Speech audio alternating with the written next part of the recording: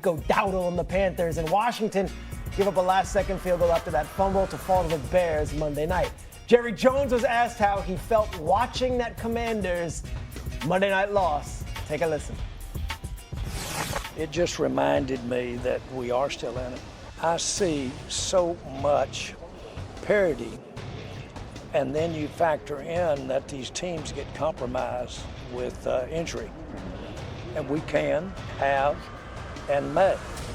But if we should have some good go of it here over the next weeks ahead with our injury situation and return of injury, and we can get some wins, then this thing with Dak playing the way he's playing, and the last thing that I'm thinking about is in any way being out of the hunt. All right, Jerry's optimistic. Stephen A., your thoughts on Jerry's comments?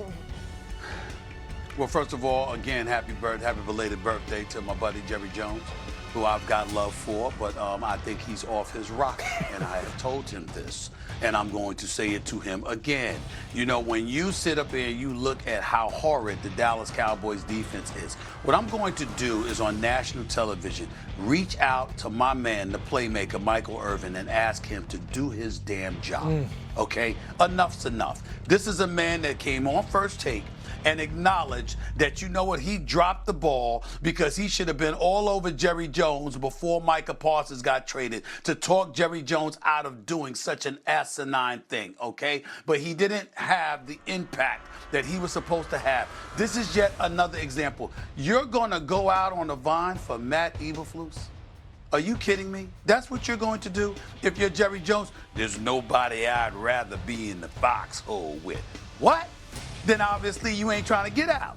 You ain't trying to get out. You're trying to stay right into that purgatory that you in, because you can't tell me with a straight face that you're cool with what you're seeing. Michael Irvin went on X and literally tweeted, he has never seen a defense with so many people so wide open. So many people so wide open. It's like everybody was open. Who's playing defense? This is what you're talking about.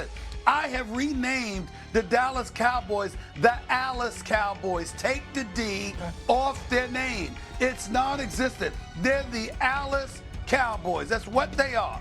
And Jerry Jones will sit here, all right, because you know how he's going to be. He's going to double down. He's going to double down. Yeah, I traded him. That's right, and I stand by it. You know, we got Kenny Clark, and we got 2 first-round picks coming up. We've got assets that we're going to use to build. Not only that, the $41 million I was going to give Micah Parsons. Look at the money that I was able to go in other places and spend. We'll see. What you need to be thinking about is how you're going to play George Pickens, and you need to be thinking about how you're going to ingratiate yourself with David Mulugeta, because what you don't want to do is have history repeat itself. He represents Micah Parsons, and now he represents George Pickens, and George Pickens is showing that he deserves his money. He's going to earn his money. You're going to have to pay that, brother. Let's not sit up there and let something get in the way of that. In the end, what it comes down to is my Libra buddy, who I got love for, says things in this day and age. I mean, he is 83.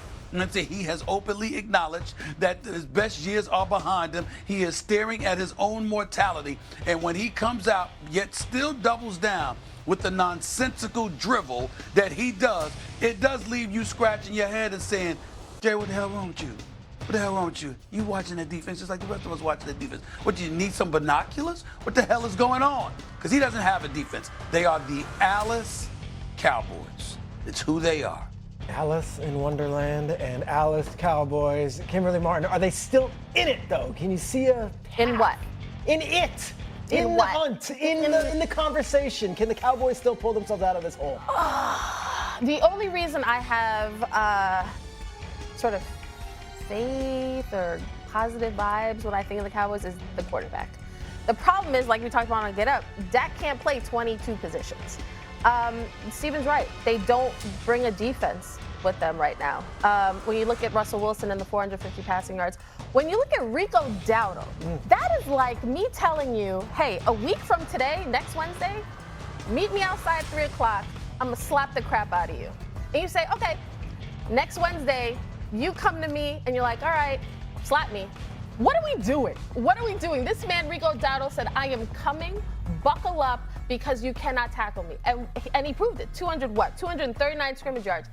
That, to me, it's sort of a pride thing. Like at that point in that game, it's like this guy, no. We got to do something else. He can't have the last word on us as a unit. What's also a little frustrating with Jerry is part of the Micah Parsons trade discussion was he was sort of like, you know what, we really need to stop the run. We really need to stop the run. That's why he's like, Kenny Clark, this is what we got. And where's the run stoppage? It's the same issue they had coming into this season. So no, unfortunately, Jerry's just talking the talk. Oh, for two? What do you? No, I think Washington's defense stinks too. I mean, Washington against the Bears, their defense couldn't stop anybody. They do not have a good defensive football team. They're just not good They defensively. looked old on Monday night. Plus, McLaurin's still hurt. I'm not even sure if he's going to play this week, and they have a lot of issues from that standpoint.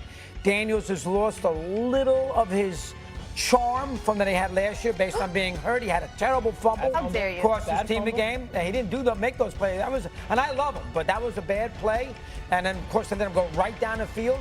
And remember, they're 2-3-1, the Cowboys, okay?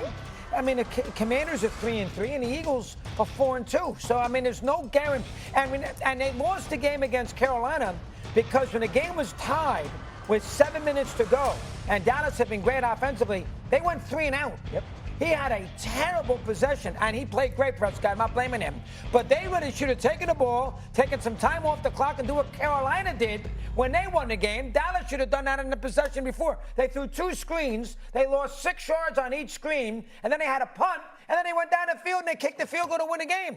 Dallas had the ball offensively, middle of the fourth quarter, tied with, and he's played great, with a great offense, and they went 3 and out. That is you can't do it. In this day and age in the NFL, you cannot do that because you're going to lose the game. But what you're saying is Dak literally has no margin for error. He has to Correct. be perfect because they have no defense. But very few of these teams have defenses. I mean, Kansas City's defense is good. Denver's defense is good. But Well, then all why are these you teams, complaining these about the teams score. Commanders? Then why are you complaining about the Commanders then? If most of these teams don't have a defense, why are you complaining about the Commanders, especially when we're talking about them going up against the Dallas Cowboys, because their defense certainly ain't worse than the Dallas Cowboys. So why are you bringing that up? It makes sense of that.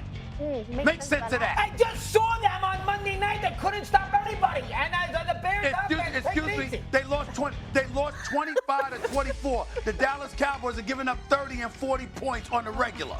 How are we talking about that? By the way, Jayden Daniels he didn't have a great game. You think that's going to happen 2 times in a row? You think that's going to be him against the Dallas Cowboys defense? You think that's going to happen to him? I'm not saying they're not going to score 30 points, but Dallas could score 30 points against them.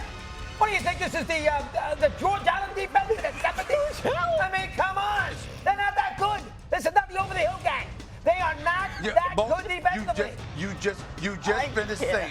just finished saying most teams ain't that good, and I'm telling you, the Dallas Cowboys, their defense is that bad. Their defense is so bad, you shouldn't have names on the back of their jerseys on the defensive side of the ball. You really shouldn't. You should be hiding. It might compromise you business-wise. Could you imagine having a resume right now, going to try to get a job, saying that I played for the Dallas Cowboys defense? Could you imagine that? I mean, if Jerry Jones is so confident that Matt Eberflus is the answer, and there's nobody I'd rather be in that foxhole with. If that's how you gonna be, right? Well, tell Matt Eberflus to take his resume with Dallas this year and think that's gonna get him a job in the NFL. He'd be lucky to have an assistant's job, let alone a coordinator's job. I'm telling you that right now. Their defense is awful. All right, do you like Green Bay's defense? Hot shot? You like Green Bay's defense? I haven't liked it over the last few years. I liked them against the Commanders in week 2. Well, how'd you like them against Dallas? I liked them in week 1 against Detroit. And how'd you like him in week 4 in Dallas when they gave up 40 points? It was bad. It was horrible. Okay? And Flacco went up and down the field in the second half last week. Up and down, down. Is that the game they lost 13-10? Was that the game? No, they lost 24-18 or 27-18. I thought you were talking about Cleveland when they lost to Cleveland. My bad. I'm sorry about that. But that's what I'm saying to you. I'm just saying to you, I'm like, look, it's a lot of bad defenses. But even in a league with a